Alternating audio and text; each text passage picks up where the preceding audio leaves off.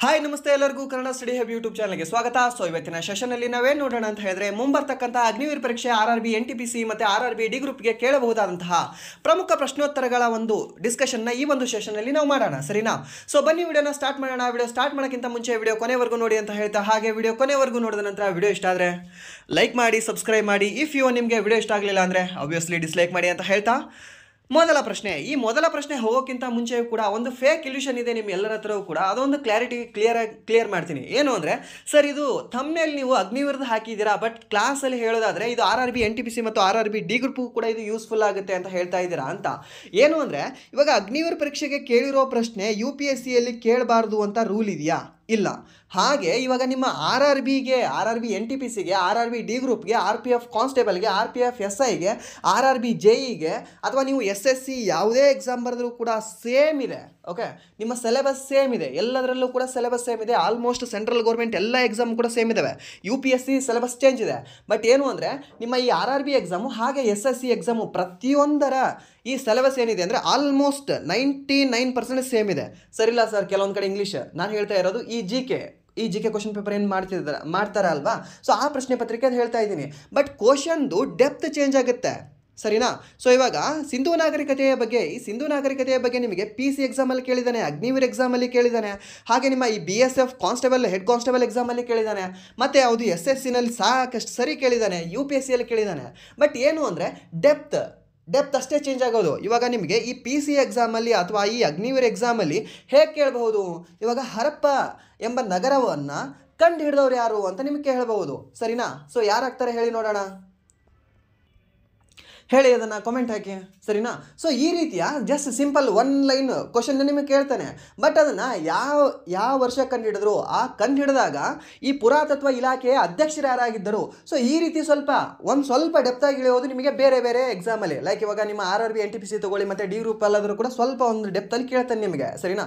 So ಅಷ್ಟೇ ಹೊರತಾಗಿ ಬೇರೆ ಏನೂ ಕೂಡ ಇಲ್ಲ. ಸೊ ಅದರಲ್ಲಿ ನಾವು ಎಲ್ಲವನ್ನೂ ಕೂಡ ಕಲಿತ್ರೆ ಎಲ್ಲವೂ ಕೂಡ ನಿಮ್ಗೆ ಯೂಸ್ಫುಲ್ ಆಗುತ್ತೆ. ಯಾವುದೋ ಒಂದು ಎಕ್ಸಾಮಲ್ಲಿ ನಮ್ಗೆ ಹೆಲ್ಪ್ ಆಗೇ ಆಗುತ್ತೆ, ಸರಿನಾ? ಎಲ್ಲವೂ ಕೂಡ ನಮ್ಗೆ ಒಂದು ಸರಿ ಕೈ ಹಿಡಿತದೆ, ಯಾವುದು ಕೂಡ ನಮ್ಗೆ ಕೈ ಬಿಡೋದಿಲ್ಲ.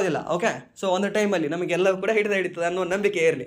ಸೊ ಇಷ್ಟು ಹೇಳ್ತಾ ಮೊದಲ ಪ್ರಶ್ನೆ ಏನಿದೆ ಅಂದರೆ, ಭಾರತದಲ್ಲಿ ಪ್ರಸ್ತುತ ರಿವರ್ಸ್ ರೆಪೋ ದರ ಎಷ್ಟು ಅಂತ ಕೇಳಿದ್ದಾನೆ, ಸರಿನಾ? ಸೊ ಭಾರತದಲ್ಲಿ ಪ್ರಸ್ತುತ ರಿವರ್ಸ್ ರೆಪೋ ದರ ಎಷ್ಟಿದೆ? 6.5, 6.8, 3.5 ಹಾಗೆ 6.25 ಅಂತ ಕೊಟ್ಟಿದ್ದಾನೆ ಆಪ್ಷನ್ಸ್. ಸೊ ಯಾವುದು ಅಂತ ಹೇಳ್ಬೋದಾ ಸರ್? 6.5 ಅಲ್ಲ ಸರ್, ರಾಂಗು. ಓಕೆ, ಸೊ ಇದು ಹಿಂದೆ ಅಂದರೆ ಫೆಬ್ರವರಿ ತಿಂಗಳಿಗಿಂತ ಹಿಂದೆ ಇದು ಇತ್ತು. ಯಾವುದು? ರೆಪೋ ದರ ಇತ್ತು. ಓಕೆ, ರೆಪೋ ರೇಟ್ ಇತ್ತು ಯಾವುದು? 6.5 ಅನ್ನೋದು. ಆಫ್ಟರ್ ಫೆಬ್ರವರಿ ಎಷ್ಟಾಯಿತು? 6.25 ಆಯಿತು, ಸರಿನಾ? ನಾನು ಹೇಳೋದನ್ನು ಸರಿಯಾಗಿ ಕೇಳ್ಕೊಳ್ಳಿ, ಯಾಕಂದರೆ ನಿಮಗೆ ಕ್ವಶನು ಯಾವ ರೀತಿ ತೆಗೆದಿರ್ತಾನೆ ಆ ಕ್ವಶನ್ ಪೇಪರಲ್ಲಿ ನಿಮ್ಗೆ ಕೇಳಬಹುದು. ಇವಾಗ 2025 ಏಪ್ರಿಲ್ಗಿಂತ ಹಿಂದೆ ನಿಮ್ಮ ರೆಪೋ ದರ ಎಷ್ಟಿದೆ ಅಂತ ನಿಮಗೇನಾದರೂ ಕೇಳಿದ್ರೆ 6.25 ಆಗ್ತದೆ. ಏನಾದರೂ ನಿಮಗೆ ಫೆಬ್ರವರಿಗಿಂತ ಹಿಂದ್ಗಡೆ ಯಾವ ರೆಪೋ ದರ ಇತ್ತು ಅಂತ ಕೇಳಿದ್ರೆ ನಿಮಗೆ 6.5 ಆಗುತ್ತೆ. ಬಟ್ ಏನಾದರೂ ಪ್ರಸ್ತುತ ಅಥವಾ ಈ ಏಪ್ರಿಲ್ ನಂತರ ನಿಮಗೆ ರೆಪೋ ದರ ಎಷ್ಟಾಗಿತ್ತು ಅಂತ ಏನಾದರೂ ಕೇಳಿದ್ರೆ 6.00 ಮೀನ್ಸ್ 6% ಏನಿದೆ ಅಲ್ವಾ, ರೆಪೋ ದರ ಆಗಿದೆ, ಸರಿನಾ? ಇದು ರೆಪೋ ದರದ್ದು. ನಾನು ಹೇಳ್ತಾ ಇರೋದು ಪ್ರಶ್ನೆ ಏನಿದೆ ಅಂದರೆ ರಿವರ್ಸ್ ರೆಪೋ ದರದ್ದು ಪ್ರಶ್ನೆ ಕೇಳಿದ್ದೀನಿ. ಓಕೆ, ಸೊ ರಿವರ್ಸ್ ರೆಪೋ ದರ ಎಷ್ಟಿದೆ? ಏನಾದರೂ ಚೇಂಜಸ್ ಆಗಿದೆಯಾ? ಚೇಂಜಸ್ ಆಗಿಲ್ಲ. ಬಟ್ ಎಷ್ಟಿದೆ ಅಂದರೆ ಪ್ರಸ್ತುತ 3.5 ಅಲ್ಲ 3.35 ಆಗಬೇಕಾಗಿತ್ತದು. ಓಕೆ, ಸೊ 3.35 ಅನ್ನೋದು ಪ್ರಸ್ತುತ ರಿವರ್ಸ್ ರೆಪೋ ದರ ಆಗಿದೆ. ಸರ್ ಏನು ಸರ್ ರೆಪೋ ದರ, ರಿವರ್ಸ್ ರೆಪೋ ದರ ಏನು ಅಂದರೆ, ಇವಾಗ ಬ್ಯಾಂಕ್ಗಳಿದಾವಲ್ವಾ, ಈ 12 ನ್ಯಾಷನಲೈಸ್ಡ್ ಬ್ಯಾಂಕ್ ಇದ್ದಾವೆ ನಮ್ಮ ಭಾರತದಲ್ಲಿ. ಈ ನ್ಯಾಷನಲೈಸ್ಡ್ ಬ್ಯಾಂಕ್ಗಳು ಏನು ಮಾಡ್ತವೆ ಅಂದರೆ ಈ RBI ನಿಂದ ಸಾಲ ತೊಗೊಳ್ತವೆ. ಯಾಕೆ? ಇವ್ರ ಹತ್ರ ದುಡ್ಡು ಇರಲಿಲ್ಲ ಸರ್, ಬ್ಯಾಂಕ್ಗಳು ಶ್ರೀಮಂತ ಇದ್ದಾವೆ. ಬಟ್ ಇವಾಗ ಎಷ್ಟೇ ಶ್ರೀಮಂತ ಇದ್ರೂ ಕೂಡ ಅವನಕ್ಕಿಂತ ಜಾಸ್ತಿ ಒಬ್ಬ ಶ್ರೀಮಂತ ಇದ್ದೇ ಇರ್ಬೇಕು ತಾನೆ, ಅವನು ಕೂಡ ಬೇರೆಯವ್ರ ಕಡೆಯಿಂದ ಲೋನ್ ತೊಗೊಂಡೇ ಮಾಡ್ತಿರ್ಬೇಕು ತಾನೆ. ಸೊ ಆ ರೀತಿ ಈ 12 ಬ್ಯಾಂಕ್ಗಳು, ಈ ನ್ಯಾಷನಲೈಸ್ಡ್ ಬ್ಯಾಂಕ್ಗಳು ಏನಿದಾವಲ್ವಾ, ಇವೆಲ್ಲ ಬೇರೆ ಬ್ಯಾಂಕ್ಗಳು ಈ RBI ಇಂದ ಸಾಲ ತೊಗೊಳ್ತವೆ.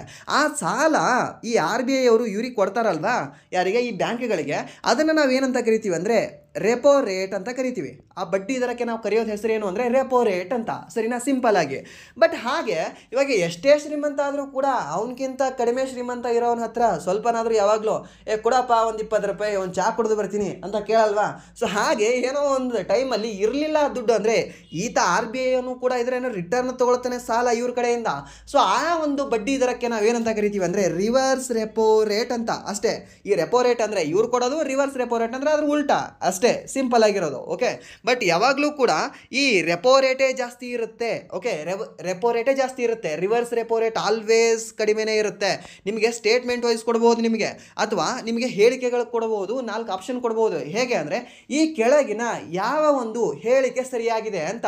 ಇವಾಗ ಆಪ್ಷನ್ ಎ ಕೊಡ್ಬೋದು ರೆಪೋ ರೇಟ್. ಓಕೆ, ಯಾವುದು repo rate 6.5, reverse repo rate ಎಷ್ಟಿದೆ ಅಂದರೆ 8. ಓಕೆ, ಸೊ ಹಾಗೆ ಇಲ್ಲಿ 4 ಆಪ್ಷನ್ ಬರೀತೀನಿ ನೋಡಿ ಒಂದ್ಸರಿ. ಓಕೆ, ಆಪ್ಷನ್ ಬರ್ದಾಯಿತು. ಇವಾಗ ಯಾವ ಒಂದು ಹೇಳಿಕೆ ಆಗಬಹುದು ಹೇಳ್ಬೋದಾ? ಹೇಳಿ ನೋಡೋಣ. ಸರ್ ಪ್ರೆಸೆಂಟ್ ಇದು ಇದೆ, ರೆಪೋ ರೇಟ್ ಇದೊಂದು 6.5 ಇದೆ, ಇದನ್ನು ಹಾಕ್ಬಿಡೋಣ, ಇದನ್ನು ರೈಟ್ ಹಾಕ್ಬಿಡೋಣ. ಬಟ್ ರಿವರ್ಸ್ ರೆಪೋ ರೇಟ್ ನೋಡಿ 8 ಇದೆ. ಇದು ಜಸ್ಟ್ ಅಸಂಪ್ಷನ್ ಅಷ್ಟೇ ಇದು. ಓಕೆ, ಆ ರೀತಿ ಕೊಟ್ಟಿರ್ತಾನೆ ಹೇಳಿಕೆಗಳು. ಬಟ್ ನೀವು ಇಲ್ಲಿ ಏನು ತಿಳ್ಕೊಬೇಕು ಅಂದರೆ ರೆಪೋ ರೇಟು ಆಲ್ವೇಸ್ ಜಾಸ್ತಿ ಇರಬೇಕು, ರಿವರ್ಸ್ ರೆಪೋ ರೇಟ್ ಕಡಿಮೆ ಇರಬೇಕು ಅಂತ ನೀವು ತಿಳ್ಕೊಬೇಕು. ಸೊ ರಿವರ್ಸ್ ರೆಪೋ ರೇಟ್ ಕಡಿಮೆ ಇದೆಯಾ 6.5ಕ್ಕಿಂತ? ನೋವೇ, 8 ಜಾಸ್ತಿನೇ ಆಗುತ್ತೆ. ಸೊ ಇಲ್ಲಿ 9 ಅನ್ನೋದು 8ಕ್ಕಿಂತ ಜಾಸ್ತಿ ಆಗುತ್ತೆ. ಇಲ್ಲಿ 1.3 ಅನ್ನೋದು 3ಕ್ಕಿಂತ ಕಡಿಮೆ ಇದೆ. ಸೊ ಈ ಒಂದು ಹೇಳಿಕೆ ಅಸಂಪ್ಷನ್ನು ಸರಿಯಾಗಬಹುದು, ಯಾಕಂದರೆ ಆಲ್ವೇಸ್ ರಿವರ್ಸ್ ರೆಪೋ ರೇಟು ಕಡಿಮೆನೇ ಇರುತ್ತೆ. ಸರಿನಾ? ಸೊ ಇದನ್ನು ನೀವು ನೆನ್ಪಿಟ್ಕೊಳ್ಳಿ, ಕೇಳಬಹುದು ನಿಮಗೆ. ಹಾಗೆ ನೆಕ್ಸ್ಟ್ ಪ್ರಶ್ನೆ ಏನಿದೆ ಅಂದರೆ ರಾಜ್ಯ ವಿಧಾನಸಭೆಯ ಗರಿಷ್ಠ ಸಂಖ್ಯೆ ಎಷ್ಟು ನಿಗದಿಯಾಗಿದೆ ಅಂತ ಕೇಳಿದ್ದಾನೆ. ಇವಾಗ ರಾಜ್ಯ ವಿಧಾನಸಭೆ ಇದೆ ಅಲ್ವಾ, ಸೊ ಅದರದ್ದು ಗರಿಷ್ಠ MLAಗಳು ಎಷ್ಟಿರಬಹುದು ಅಂತ ಕೇಳಿದ್ದಾರೆ. ಸೊ ಎಷ್ಟಿರ್ತಾರೆ, ಎಷ್ಟು ಒಬ್ಬರು ಮೆಂಬರ್ಗಳಿರ್ತಾರೆ ಅಂತ ಕೇಳೋದಾದರೆ 500 ಜನ ಇರ್ತಾರೆ. ಯಾವುದ್ರದ್ದು? ರಾಜ್ಯ ವಿಧಾನಸಭೆದು. ಸರ್ ಕರ್ನಾಟಕದ 224 ಇದೆ ಅಲ್ಲ ಸರ್? ಹೌದು ಸರ್, 224 ಇದೆ. ಸೊ ಕನಿಷ್ಠ ಕೂಡ ಇದೆ, ಕನಿಷ್ಠ 60 ಇರಬೇಕು. ಸರಿನಾ? ಇವಾಗ ರಾಜ್ಯ ವಿಧಾನಸಭೆದು ಕನಿಷ್ಠ 60 ಇರಬೇಕು ಜನಸಂಖ್ಯೆ, ಯಾವುದು ಈ MLAಗಳ ಸಂಖ್ಯೆ. ಓಕೆ, ಈ ಮೆಂಬರ್ ಆಫ್ ಲೆಜಿಸ್ಲೇಟಿವ್ ಅಸೆಂಬ್ಲಿದು ಮೆಂಬರ್ಗಳು ಎಷ್ಟಿರಬೇಕು ಅಂದರೆ ಮ್ಯಾಕ್ಸಿಮಮ್ 500 ಇರಬೇಕು, ಹಾಗೆ ಅತಿ ಕಡಿಮೆ ಅಂದರೆ 60 ಇರಬೇಕು. ಸರಿನಾ? ಬಟ್ ಇವಾಗ ಕೆಲವೊಂದು ಈ ಗೋವಾ ಆಗಲಿ, ಸಿಕ್ಕಿಂ ಆಗಲಿ, ಲೈಕ್ ಈ ಮಣಿಪುರ ಆಗಲಿ, ಮತ್ತು ಈ ತ್ರಿಪುರ ಆಗಲಿ, ಇವಕ್ಕೆಲ್ಲವೂ ಕೂಡ ಸ್ವಲ್ಪ ಕನ್ಸೆಷನ್ ಕೊಟ್ಟಿದ್ದಾರೆ. ಓಕೆ, ಸೊ ಅವುಗಳಿಗೆ ಸ್ವಲ್ಪ ಸ್ಪೆಷಲ್ ಪವರ್ ಇದ್ದಾವೆ. ಸೊ ಅದಕ್ಕೆ ಅವರು ಅಲ್ಲಿಗಿಂತ ಈ 60ಕ್ಕಿಂತ ಕಡಿಮೆನೇ ಇದೆ ಅವ್ರದ್ದು ಯಾವುದು ಈ ರಾಜ್ಯ ವಿಧಾನಸಭೆಯ ಗರಿಷ್ಠ ಸಂಖ್ಯೆ. ಓಕೆ, ಅದಕ್ಕೇನು ಅಪ್ಲೈ ಆಗಲ್ಲ. ಬಟ್ ನಾರ್ಮಲಿ ಜನರಲಿ ಎಷ್ಟು ಹೇಳಬೇಕಾಗುತ್ತೆ ಅಂದರೆ ನಾವು 500 ಗರಿಷ್ಠ, ಹಾಗೆ 60 ಕನಿಷ್ಠ ಅಂತ ಹೇಳಬೇಕಾಗುತ್ತೆ. ಯಾವುದು? ರಾಜ್ಯ ವಿಧಾನಸಭೆಯದು. ಸರಿನಾ? ಹಾಗೆ ಲೋಕಸಭೆಯದು ಗರಿಷ್ಠ ಸಂಖ್ಯೆ ಅಂತ ಕೇಳಿದಾಗ ಏನಂತ ಹೇಳಬೇಕಾಗುತ್ತೆ? 550. ಓಕೆ, ಯಾವುದು? ಲೋಕಸಭೆಯದು 550 ಇದೆ. ಸರ್ ಪ್ರಸ್ತುತ 550 ಇಲ್ಲ ಸರ್, 543 ಇದೆ. ಹೌದು ಸರ್, 543 ಇದೆ ಇವಾಗ.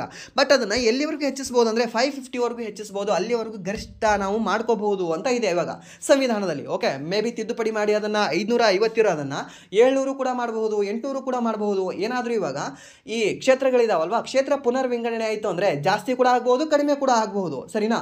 ಬಟ್ ಜಾಸ್ತಿನೇ ಆಗುತ್ತೆ, ಯಾಕಂದರೆ ಜನಸಂಖ್ಯೆ ಜಾಸ್ತಿ ಆಗಿದೆ ಅಲ್ವಾ. ಸೊ ಜನಸಂಖ್ಯೆ ಮೇಲೇ ನಿಮಗೆ ಈ ಲೋಕಸಭೆಯ ಸೀಟ್ಗಳು ಮಂಜೂರಾಗ್ತವೆ. ಸರಿನಾ? ಇದು ಗೊತ್ತಿರಲಿ ನಿಮಗೆ. ಹಾಗೆ ಟೋಟಲಿ ಎಷ್ಟು ರಾಜ್ಯಗಳು ವಿಧಾನಸಭೆಯನ್ನು ಹೊಂದಿದ್ದಾವೆ? ಎಷ್ಟು ರಾಜ್ಯಗಳು ವಿಧಾನಸಭೆಯನ್ನು ಹೊಂದಿದ್ದಾವೆ ಅಂದರೆ 28 ರಾಜ್ಯಗಳು ವಿಧಾನಸಭೆಯನ್ನು ಹೊಂದಿದ್ದಾವೆ. ಸರ್ 28 ರಾಜ್ಯಗಳ, ಹಾಗೆ 28 ರಾಜ್ಯಗಳ ಜೊತೆಗೆ 3 ಕೇಂದ್ರಾಡಳಿತ ಪ್ರದೇಶಗಳು ಕೂಡ ಈ ರಾಜ್ಯ ವಿಧಾನಸಭೆಯನ್ನು ಹೊಂದಿದ್ದಾವೆ. ಸರಿನಾ? ನೆನ್ಪಿಟ್ಕೊಳ್ಳಿ. ಆ 3 ಯಾವುದು ಅನ್ನೋದು ಇಂಪಾರ್ಟೆಂಟ್ ಆಗುತ್ತೆ ನಿಮಗೆ. ಇವಾಗ ಟೋಟಲಿ 8 ಕೇಂದ್ರಾಡಳಿತ ಪ್ರದೇಶಗಳಿದ್ದಾವೆ. ಆ 8ರಲ್ಲಿ 3 ಬೇಕಲ್ಲ? ಯಾವುದು 3? ಒಂದು ಪುದುಚೇರಿ, ಹಾಗೆ ಇನ್ನೊಂದು ಜಮ್ಮು ಕಾಶ್ಮೀರ, ಹಾಗೆ ಇನ್ನೊಂದು ನಿಮಗೆ ದೆಹಲಿ ಅಂತ ಬರುತ್ತೆ. ಓಕೆ, ಈ 3 ಕೂಡ ವಿಧಾನಸಭೆಗಳನ್ನು ಹೊಂದಿದ್ದಾವೆ. ಹಾಗೆ ನಿಮಗೆ ಈ ಲಕ್ಷದ್ವೀಪ, ಅಂಡಮಾನ್ ನಿಕೋಬಾರು, ಚಂಡೀಗಢ, ಲಡಾಖು ಈ ಯಾವುದೂ ಕೂಡ ರಾಜ್ಯ ವಿಧಾನಸಭೆಯನ್ನು ಹೊಂದಿಲ್ಲ. ಸರಿನಾ? ಇದು ನಿಮಗೆ ಕ್ಲಾರಿಟಿ ಇರಲಿ, ಗೊತ್ತಿರಲಿ. ಆ್ಯಂಡ್ ದೆನ್ ನೆಕ್ಸ್ಟ್ ಪ್ರಶ್ನೆ ಏನಿದೆ ಅಂದರೆ ಈ ಪ್ರಶ್ನೆಯು ಕೂಡ SSC GD 2025 ಕೇಳಿರ್ತಕ್ಕಂಥ ಒಂದು ಪ್ರಶ್ನೆ ಆಗಿದೆ ಇದು. ಸರಿನಾ? ಆ್ಯಂಡ್ ದೆನ್ ನೆಕ್ಸ್ಟ್ ಪ್ರಶ್ನೆ ಏನಿದೆ ಅಂದರೆ ಘನೀಕರಣ ಎಂದು ಏನನ್ನು ಕರೆಯುತ್ತಾರೆ ಅಂತ ಕೇಳಿದ್ದಾರೆ. ಘನೀಕರಣ ಅಂದರೆ ಏನು? ಸಿಂಪಲ್ ಆಗಿರೋ ಪ್ರಶ್ನೆ. ನೀವು ಆಪ್ಷನ್ ನೋಡಿದ್ರೆ ಅದನ್ನು ಹೇಳ್ಬೋದು ನೀವು. 4 ಆಪ್ಷನಲ್ಲಿ ಇದು ಘನೀಕರಣಪ್ಪ, ಇದು ಸಬ್ಲಿಮೇಷನ್ ಆಗಿದೆ, ಇದು ಆವಿಯಾಗುವಿಕೆ ಇದೆ. ಸೊ ಇದನ್ನು ಹೇಳ್ಬೋದು ನೀವು ಸಿಂಪಲಾಗಿ. ಏನಿಲ್ಲ, ಏನು ಅಂದರೆ ಆವಿಯನ್ನು ತಂಪಾಗಿಸುವ ಮತ್ತು ಅದನ್ನು ದ್ರವವಾಗಿ ಪರಿವರ್ತಿಸುವ ಪ್ರಕ್ರಿಯೆಯನ್ನು ಘನೀಕರಣ ಎಂದು ಕರೆಯಲಾಗುತ್ತದೆ. ಓಕೆ, ಇಷ್ಟೇ ಇದು. ಏನಿಲ್ಲ, ನೀವು ಆಪ್ಷನ್ ನೋಡಿದ್ರೆ ಅದನ್ನು ಈಸಿಯಾಗಿ ಹೇಳ್ಬೋದು. ಆ್ಯಂಡ್ ದೆನ್ ನೆಕ್ಸ್ಟ್ ಪ್ರಶ್ನೆ ಏನಿದೆ ಅಂದರೆ what is the total border of India ಅಂತ ಕೇಳಿದ್ದಾನೆ. ಈ ಇಂಡಿಯಾದು ಟೋಟಲ್ ಬಾರ್ಡರ್ ಎಷ್ಟಿದೆ ಅಂದರೆ 15,200 ಕಿಲೋಮೀಟರ್ ಅದರದ್ದು ಟೋಟಲ್ ಬಾರ್ಡರ್ ಉದ್ದವಾಗಿದೆ. ಸರಿನಾ? ಆ್ಯಂಡ್ ದೆನ್ ನೆಕ್ಸ್ಟ್ ಪ್ರಶ್ನೆ ಏನಿದೆ ಅಂದರೆ ಭಾರತದ ಅತಿ ದೊಡ್ಡ ಕೃತಕ ದ್ವೀಪವು ಈ ಕೆಳಗಿನ ಯಾವ ರಾಜ್ಯದಲ್ಲಿದೆ ಅಂತ ಕೇಳಿದ್ದಾನೆ. ಯಾವ ರಾಜ್ಯದಲ್ಲಿ ಕೃತಕ ದ್ವೀಪ ಕಂಡು ಬರ್ತದೆ ಅಂತ ಕೇಳಿದರೆ ಕೇರಳದಲ್ಲಿ.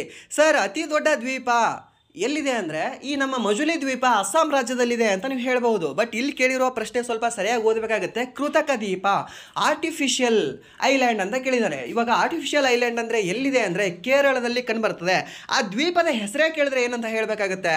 ವಿಲಿಂಗ್ಡನ್ ದ್ವೀಪ ಅಂತ ಹೇಳಬೇಕಾಗುತ್ತೆ. ಓಕೆ, ಇದು ಭಾರತ ದೇಶದ ಅತಿ ದೊಡ್ಡ ಕೃತಕ ದ್ವೀಪವಾಗಿದೆ. ಯಾವುದು? ವಿಲಿಂಗ್ಡನ್ ದ್ವೀಪ ಅನ್ನೋದು. ವಿಲಿಂಗ್ಟನ್ ಅಲ್ಲ, ವಿಲಿಂಗ್ಡನ್ ಅನ್ನುವ ದ್ವೀಪವಾಗಿದೆ.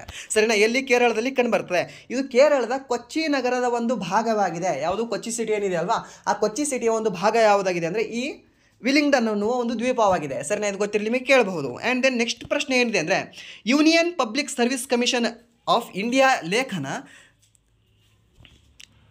ಈ UPSC ಇದೆ ಅಲ್ವಾ, ಯಾವ ಒಂದು ಲೇಖನದ ಅಡಿಯಲ್ಲಿ ಸ್ಥಾಪಿಸಲಾಗಿದೆ ಅಂತ ಇದು ಪ್ರಶ್ನೆ. ಸರಿನಾ? ಯಾವ ಒಂದು ಲೇಖನದ ಅಡಿಯಲ್ಲಿ ಈ UPSCಯನ್ನು ಸ್ಥಾಪಿಸಲಾಗಿದೆ ಅಂತ ಕೇಳಿದ್ರೆ ಆರ್ಟಿಕಲ್ 315. ಓಕೆ, ಈ ಆರ್ಟಿಕಲ್ 315ರ ಅಡಿಯಲ್ಲಿ ಈ UPSCಯನ್ನು ಸ್ಥಾಪನೆ ಮಾಡಲಾಗಿದೆ. ಸರಿನಾ? ಹಾಗೆ ಈ UPSC ಬಗ್ಗೆ, ಹಾಗೆ ಈ ಒಟ್ಟಿನಲ್ಲಿ ಈ ಲೋಕಸೇವಾ ಆಯೋಗಗಳ ಬಗ್ಗೆ ಹೇಳಿರ್ತಕ್ಕಂತಹ ಒಂದು ವಿಧಿ ಯಾವುದು ಅಂದರೆ ಈ 312ನೇ ವಿಧಿ. ಸರಿನಾ? ಹಾಗೆ ಈ ಅಧ್ಯಕ್ಷರ ಬಗ್ಗೆ ಹೇಳಿರ್ತಕ್ಕಂತಹ ವಿಧಿ ಯಾವುದು? ಈ UPSC ಅಧ್ಯಕ್ಷರು ಇದ್ದಾರೆ ಅಲ್ವಾ, ಪ್ರಸ್ತುತ ಯಾರಿದ್ದಾರೆ? ಅಜಯ್ ಕುಮಾರ್ ಅನ್ನೋರು ಇದ್ದಾರೆ. ಸರ್ ಇಲ್ಲ ಸರ್, ಪ್ರೀತಿ ಸುಡಾನ್ ಅವರು ಇದ್ದಾರೆ ಸರ್, ರಾಂಗ್ ಹೇಳ್ತಾ ಇದ್ದೀರಾ. ಹೌದು ಸರ್, ಪ್ರೀತಿ ಸುಡಾನ್ ಅವರು ಇದ್ರು. ಎಲ್ಲಿವರೆಗೂ? ಏಪ್ರಿಲ್ವರೆಗೂ ಇದ್ರು. ಸರಿನಾ? ಏಪ್ರಿಲ್ವರೆಗೂ ಇದ್ರು. ಈ ಮೇ ಅಲ್ಲಿ ಯಾರು ಚೇಂಜ್ ಆಗಿದ್ದಾರೆ ಅಂದರೆ ಅಜಯ್ ಕುಮಾರ್ ಅನ್ನೋರು ಅವರ ಸ್ಥಾನದಿಂದ, ಯಾರು? ಈ ಪ್ರೀತಿಯವರ ಸ್ಥಾನದಿಂದ ಅವರು ತೆರವಾದಾಗ ಇವರು ಅಜಯ್ ಕುಮಾರ್ ಅನ್ನೋರು ಅವರ ಸ್ಥಾನಕ್ಕೆ ಬಂದು ಕುಳಿತುಕೊಂಡಿದ್ದಾರೆ. ಓಕೆ, ಇದನ್ನು ನೀವು ನೆನ್ಪಿಟ್ಕೊಳ್ಳಿ, ಕೇಳಬಹುದು ನಿಮಗೆ. ಯಾರು? ಪ್ರಸ್ತುತ ಅಜಯ್ ಕುಮಾರ್ ಅವರು ಇದ್ದಾರೆ. ಸೊ ಆ ಅಧ್ಯಕ್ಷ ಸ್ಥಾನದ ಬಗ್ಗೆ ಹೇಳಿರ್ತಕ್ಕಂಥ ಒಂದು ವಿಧಿ ಯಾವುದು ಅಂದರೆ 316ನೇ ವಿಧಿ. ಸರಿನಾ? ಸೊ ಇದು ನೆನ್ಪಿಟ್ಕೊಳ್ಳಿ, ಕೇಳಬಹುದು ನಿಮಗೆ. ಹಾಗೆ ಈ UPSCಯ ಬಗ್ಗೆ ಹೇಳಿರ್ತಕ್ಕಂಥ ಈ ಭಾರತ ಸಂವಿಧಾನದ ಭಾಗ ಯಾವುದು ಅಂತ ನಿಮ್ಗೆ ಏನಾದರೂ ಕೇಳಿದ್ರೆ ಭಾಗ 14 ಆಗುತ್ತೆ. ಸಂವಿಧಾನದ ಭಾಗ 14ರಲ್ಲಿ ಹೇಳಲಾಗಿದೆ. ಈ 14ನೇ ಭಾಗ ಎಷ್ಟನೇ ವಿಧಿಯಿಂದ ಎಷ್ಟನೇ ವಿಧಿಯವರೆಗೂ ಒಳಗೊಂಡಿದೆ ಅಂತ ಕೇಳಿದಾಗ 312ರಿಂದ 323. ಸರಿನಾ? 323. 324 ಏನು ಹೇಳುತ್ತೆ? ಎಲೆಕ್ಷನ್ ಕಮಿಷನ್ ಬಗ್ಗೆ ಹೇಳುತ್ತೆ. ಓಕೆ, ಚುನಾವಣಾ ಅಧಿಕಾರಿಗಳ ಬಗ್ಗೆ ಹೇಳುತ್ತೆ, ಚುನಾವಣೆಯ ಬಗ್ಗೆ ಹೇಳುತ್ತೆ, ಚುನಾವಣಾ ಒಂದು ಆಯೋಗದ ಬಗ್ಗೆ ಹೇಳುತ್ತೆ. ಯಾವುದು? 324ನೇ ವಿಧಿ. ಸರಿನಾ? ಸೊ ಇಲ್ಲಿ ಆರ್ಟಿಕಲ್ 315 ಏನು ಹೇಳುತ್ತೆ ಅಂದರೆ UPSC ಮತ್ತು KPSCಯ ಸ್ಥಾಪನೆಗಳ ಬಗ್ಗೆ ಹೇಳುತ್ತೆ. ಯಾವುದು? ಈ ಆರ್ಟಿಕಲ್ 315 ಅನ್ನೋದು. ಈ UPSC ಯಾವಾಗ ರಚನೆ ಆಯಿತು, ಯಾವ ಒಂದು ವರ್ಷದಲ್ಲಿ ರಚನೆ ಆಯಿತು ಅಂತ ಕೇಳಿದ್ರೆ ಅಕ್ಟೋಬರ್ 1, 1926ರಂದು 1926 ಅಕ್ಟೋಬರ್ 1ರಂದು ಇದು ರಚನೆ ಆಯಿತು. ಯಾವುದು? UPSC ಅನ್ನೋದು. ಸರಿನಾ? ಇದು ಗೊತ್ತಿರಲಿ ನಿಮಗೆ ಕೇಳಬಹುದು. ಹಾಗೆ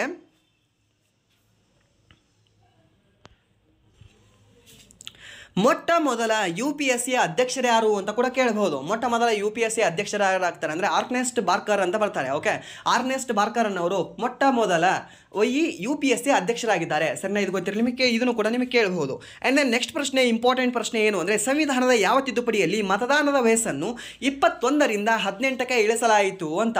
ಇವಾಗ ಎಲೆಕ್ಷನ್ಗೆ, ಈ ಎಲೆಕ್ಷನ್ ಇರುತ್ತೆ ಅಲ್ವಾ, ಎಲೆಕ್ಷನಲ್ಲಿ ಓಟ್ ಹಾಕಿ ಬರ್ತೀರಾ? ಎಷ್ಟು ಏಜ್ ಇದ್ದವ್ರು ಓಟ್ ಹಾಕಿ ಬರ್ತೀರಾ? PUC ಮುಗಿದಿತ್ತಂದ್ರೆ ಸಾಕು. PUC ಮುಗಿದಿತ್ತಂದರೆ ನಿಮಗೆ 18 ವರ್ಷ ಆಗಿರುತ್ತೆ ಅಂದಂಗೆ ಅದರ ಅರ್ಥ. ಸರಿನಾ? ಸೊ ಈ 18 ವರ್ಷ ಆಗಿದ್ದರೆ ನೀವು ಓಟ್ ಹಾಕಿ ಬರ್ತೀರಾ. ಸೊ ಹೀಗೆ ಮೊದಲು ಕೂಡ ಹೀಗೆ ಇರಲಿಲ್ಲ, ಮೊದಲು ಚೇಂಜ್ ಇತ್ತು. ಮೊದಲೇನಿತ್ತು ಅಂದರೆ ಡಿಗ್ರಿ ಮುಗಿಬೇಕಾಗಿತ್ತು ನಿಮ್ಮದು. ಡಿಗ್ರಿ ಅಂದರೆ 21 ವರ್ಷ ನಿಮಗೆ ಕಂಪ್ಲೀಟ್ ಆಗಿರಬೇಕಾಗಿತ್ತು. 21 ವರ್ಷ ಕಂಪ್ಲೀಟ್ ಆದರೆ ಮಾತ್ರ ನಿಮಗೆ ಬುದ್ಧಿ ಇದೆ, ಒಬ್ಬ ದೇಶ ಆಳಕ್ಕೆ ಒಬ್ಬ ಸರಿಯಾದ ನಾಯಕನನ್ನು ನೀವು ಹುಡುಕ್ತೀರಿ ಅಂತ ತಿಳ್ಕೊಂಡಿದ್ರು. ಬಟ್ ಮುಂದೆ ಕಾಲ ಚೇಂಜ್ ಆಯಿತು. ಚೇಂಜ್ ಆದ ನಂತರ ಏನು ಮಾಡ್ತಾರೆ, ಈ ರಾಜೀವ್ ಗಾಂಧಿಯವರು 1988ರಲ್ಲಿ, ಸರಿನಾ, ಅವಾಗ ಏನು ಮಾಡ್ತಾರೆ, ಬುದ್ಧಿ ಬಂದಿದೆಯಪ್ಪ ಎಲ್ಲ ಮಕ್ಕಳಿಗೆ, ಇವಾಗ ಆಲ್ರೆಡಿ ಅವರು ಭಾಳ ಬುದ್ಧಿವಂತರಾಗಿದ್ದಾರೆ, ಚೂಸ್ ಮಾಡ್ಕೊತಾರೆ, ರೇಡಿಯೋ ಎಲ್ಲ ಕೇಳ್ತಾರೆ ಇವಾಗ. ಸೊ ಅದಕ್ಕೆ ರೇಡಿಯೋ ಕೇಳಿ ಬುದ್ಧಿವಂತರಾಗಿರ್ತಾರೆ. ಸೊ ಅದಕ್ಕೆ ಏನು ಮಾಡೋಣ, 21ರಿಂದ 18ಕ್ಕೆ ಇಳಿಸೋಣ ಅಂತ ಇಳಿಸ್ತಾರೆ. ಯಾರು? ರಾಜೀವ್ ಗಾಂಧಿ ಸರ್ಕಾರ. ರಾಜೀವ್ ಗಾಂಧಿ ಅವರು ಎಷ್ಟರಲ್ಲಿ? 1988ರಲ್ಲಿ. ಸರಿನಾ? ಸೊ ಅವಾಗ ಏನು ಮಾಡುತ್ತೆ, ಒಂದು ತಿದ್ದುಪಡಿ ತರಬೇಕಲ್ಲ. ಇವಾಗ ಏನೇ ಸಂವಿಧಾನದಲ್ಲಿರೋದು ಬದಲಾವಣೆ ಮಾಡಬೇಕಂದ್ರೆ ತಿದ್ದುಪಡಿ ತರಬೇಕು. ಏನು? ಇದು ಇರೋದನ್ನು ಅಳಕಿಸ್ಬೇಕು. ಇಲ್ಲಿ 61 ಇದೆಯಾ, 71 ಮಾಡ್ಲಿಕ್ಕೆ ಕೂಡ ನಾನು ತಿದ್ದುಪಡಿ ಮಾಡಿದೆ. ಇವಾಗ ಏನು ಮಾಡಿದೆ? ತಿದ್ದಿದೆ, ಬರದೆ, ಮುಗೀತು, ತಿದ್ದುಪಡಿ ಆಯಿತು. ಸಂವಿಧಾನ ಕೂಡ ಹೀಗೆ ತಿದ್ದುಪಡಿ ಆಗಿದೆ. ಸೊ 21 ಇರೋದನ್ನು ಅಳಗಿಸಿ 18 ಮಾಡಿದೆ. ಇಲ್ಲಿ ಇದನ್ನು ಏನಾಯಿತು? ತಿದ್ದುಪಡಿ ಆಯಿತು. ಎಷ್ಟನೇ ತಿದ್ದುಪಡಿ ಅಂದರೆ 61ನೇ ತಿದ್ದುಪಡಿ ಆಯಿತು. ಸರಿನಾ? ಎಷ್ಟರಲ್ಲಿ? 1988ರಲ್ಲಿ. ಸರಿಲ್ಲ ಸರ್, 1989. 1989ರ ಎಲೆಕ್ಷನಲ್ಲಿ ಮೊಟ್ಟ ಮೊದಲ ಬಾರಿಗೆ ಇದು ಅನ್ವಯವಾಗಿದೆ. ಬಟ್ ಅದನ್ನು ತಂದಿರೋದು ಯಾವಾಗ ಅಂದರೆ, ಆ ಒಂದು ಆ್ಯಕ್ಟನ್ನು ಇಂಪ್ಲಿಮೆಂಟ್ ಮಾಡಿರೋದು ಯಾವಾಗ ಅಂದರೆ 1988ರಲ್ಲಿ. ಸರಿನಾ? ಕನ್ಫ್ಯೂಷನ್ ಆಗೋದು ಬೇಡ ನಿಮಗೆ. ಮೊಟ್ಟ ಮೊದಲ ಯಾವ ಎಲೆಕ್ಷನಲ್ಲಿ ಅದನ್ನು ಅಪ್ಲೈ ಮಾಡ್ಕೊಂಡ್ರು ಅಂತ ಕೇಳಿದ್ರೆ 89ರ ಎಲೆಕ್ಷನಲ್ಲಿ. ಬಟ್ ಯಾವ ವರ್ಷ ಅದನ್ನು ಆ್ಯಕ್ಟ್ ತಂದಿರೋದು ಅಂತ ಕೇಳಿದ್ರೆ 1988 ಅಂತ ಹೇಳಬೇಕಾಗುತ್ತೆ. ಯಾರ ಸರ್ಕಾರ? ರಾಜೀವ್ ಗಾಂಧಿಯವರ ಸರ್ಕಾರ. ಭಾರತ ಕಂಡಂತಹ ಅತ್ಯಂತ ಕಿರಿಯ ಪ್ರಧಾನಿ ಯಾರು ಅಂದರೆ ಈ ರಾಜೀವ್ ಗಾಂಧಿಯವರು, ಸರಿನಾ? ಹಾಗೆ ಹೇಳ್ಬೋದಾ ಅತ್ಯಂತ ಹಿರಿಯ ಪ್ರಧಾನಿ ಯಾರು ನಮ್ಮ ಭಾರತ ದೇಶ ಕಂಡಂತಹ ಅಂತ ಹೇಳ್ಬೋದಾ? ಹೇಳಿ ನೋಡೋಣ, ಕಮೆಂಟ್ ಮಾಡಿ ಅದನ್ನು. ಆ್ಯಂಡ್ ದೆನ್ ನೆಕ್ಸ್ಟ್ ಏನಿದೆ ಅಂದರೆ ಈ ಭಾರತ ಸಂವಿಧಾನದ 56ನೇ ತಿದ್ದುಪಡಿಯು ಗೋವಾ ರಾಜ್ಯದ ರಚನೆಯನ್ನು ಸಕ್ರಿಯಗೊಳಿಸಲು ಪರಿವರ್ತನೆಯ ನಿಬಂಧನೆಯೊಂದಿಗೆ ವ್ಯವಹರಿಸುತ್ತದೆ.